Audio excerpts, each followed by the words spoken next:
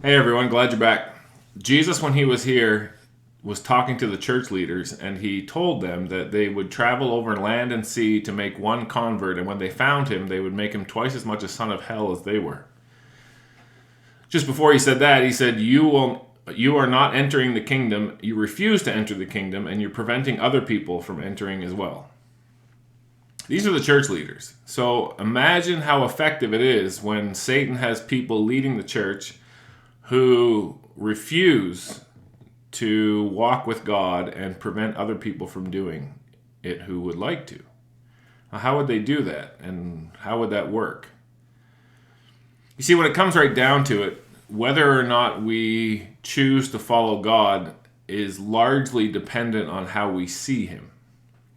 So when Adam and Eve blew it and they ran and hid, their belief at that point was, He won't have us back. We've done something that's unforgivable, and He won't forgive us. He will not forgive us. But is that true? See, Jesus said you'll know the truth, and the truth will set you free, and you'll be free indeed. So the real battle in our minds and in our hearts is over how we see God. And if Satan can achieve two things, his victory is almost completely assured. The first, which we talked about last time, is infiltrating our thought life. Once we expose ourselves to him and to his lies, he starts implanting them in us, and we see reality through this veiled, twisted, warped version that he writes. So on a personal level, that makes seeing the truth, hearing the truth, embracing the truth, understanding the truth very difficult. It makes seeing God for who He is very difficult. But when He achieves another layer of infiltrating the church in such a way that the church is teaching things that He wants them to believe about God, that make God look bad or unapproachable or unforgiving or hard or judgmental, any or all of those things. So now he has the personal heart, personal thought life, and then he has the corporate entity, the church. You go there to hear the truth, to find the truth, and here they are blocking the way to God and making those who do listen to them and believe them twice as much sons of hell as they are. That's a pretty good level of success the devil has going there. Jesus said, "If I be lifted up, I will draw all men unto me." Think of the promise. All men unto me. Now, some people think I'm hard on the church. It's not my intention to be hard on the church. It's my intention to learn the truth, to tell the truth. And if in that process the church gets exposed for some stuff that it should not be doing, there's nothing really I can do about that. So the question is, as you are journeying towards God, is the church going to help you or hinder you? And how would you know? How do you determine when the church is telling you the truth or when the church is leading you down a garden path that's going to make you twice as much a son of hell as they are? Which church? Is it a denominational issue? Is it a congregational issue? Like, is it the local church that matters? Is it the corporate entity that matters? How, when you're coming back to God, how do you know? So today I want to deal with the thought life. We touched on it last time, that when Adam and Eve went to the tree and then they ran and hid, their thought life had been affected and infected with the idea they could not return. And so when they're hiding, Jesus comes to them because that's the kind of God that He is. If you are unable or unwilling or too afraid or whatever the reason is that you're not coming to me, I will come to you. Where are you? Why are you not coming to me? What happened? Well, we're naked, we're ashamed, we can't. Well, who told you that?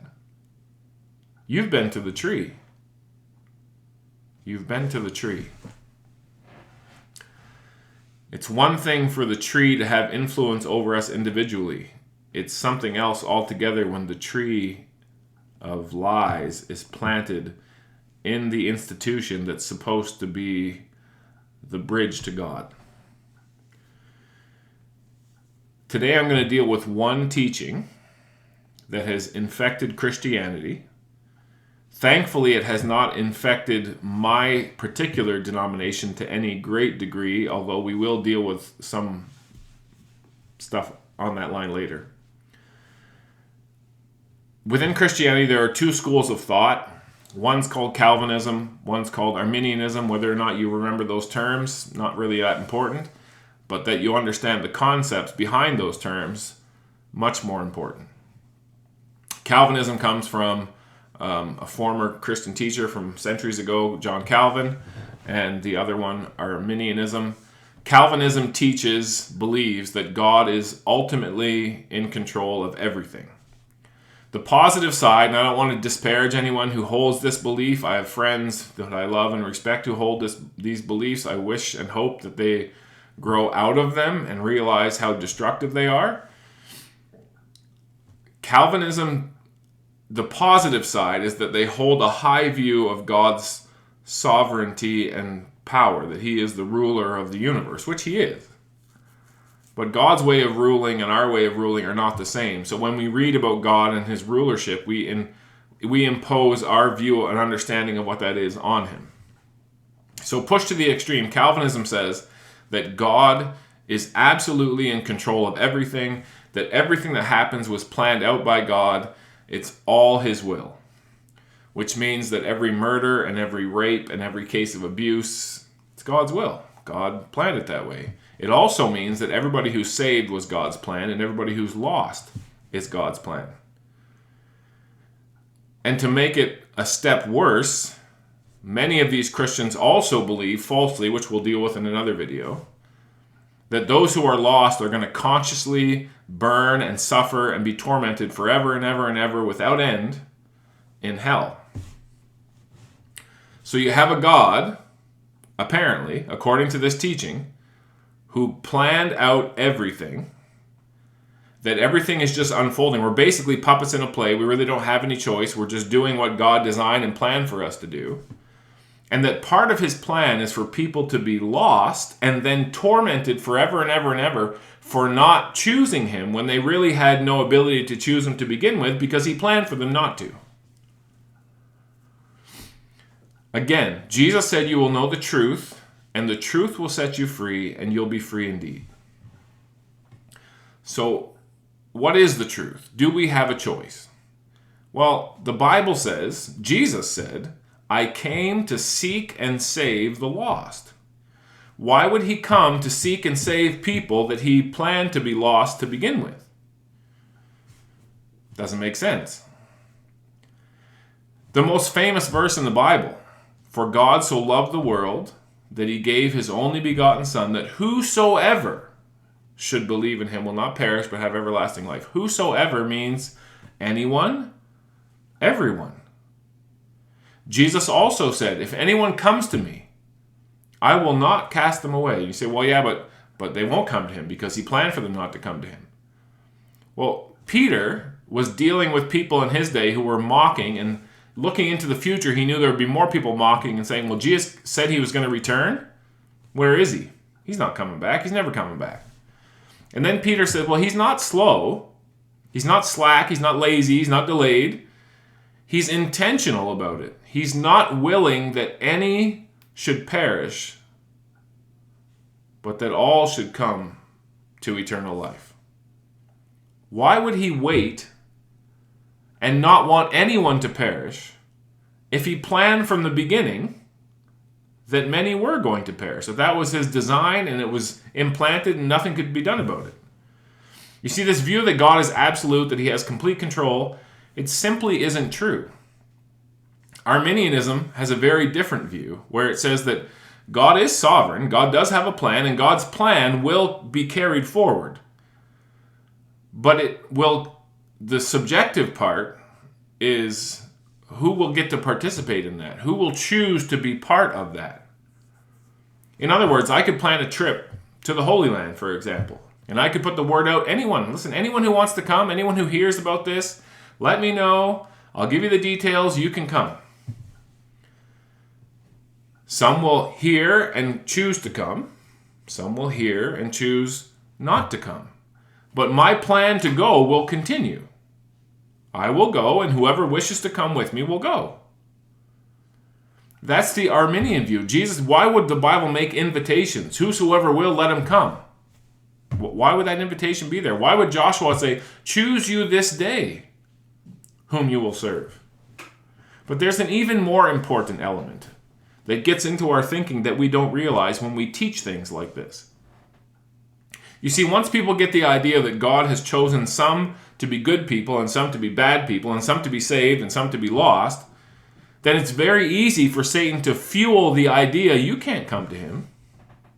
You're one of the lost people. You're a black sheep. You're out. You're not in. You'll never be in. You're never one of them. You don't fit in. Look at you. Look at the thoughts you have. Look at the things you've done. It's obvious. You're not one of the good sheep. You're one of the bad sheep. But the Bible doesn't teach that. The Bible says, we all, like sheep, have gone astray. Yet the shepherd is not willing that even one sheep should be lost. You see, it comes down to who is God? What is he actually like? And so the truth is there for us to discover, but the whole time that we're trying to discover it, there are two things working against us.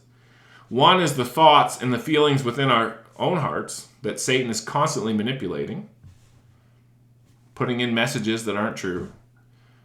And the other is that even when we get the courage and the faith to step out and say, I'm going to go to church, I'm going to join a body of people who are walking and moving towards God. I want to be with people who believe. I want to be around people who are seeking God.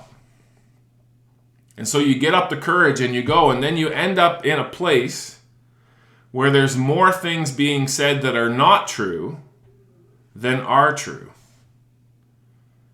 How do you navigate that? It's not easy, but it's not impossible, not by any stretch of the wildest imagination. Here's what Jesus said. You will search for me, and you will find me. What a promise. When you search with all your heart, and this is my favorite part, even though I was never far from any one of you. The fact that you're listening to me right now means that you're on a journey that you are seeking him. Keep going and surround yourself with people who lift up Jesus. Surround yourself with people who have a positive picture of God. Surround yourself with people who are on a journey to find the truth, in spite of their own thoughts and feelings, and in spite of some of the crazy ideas that get wrapped up and labeled as Christianity. Keep going. We'll see you in the next video. God bless.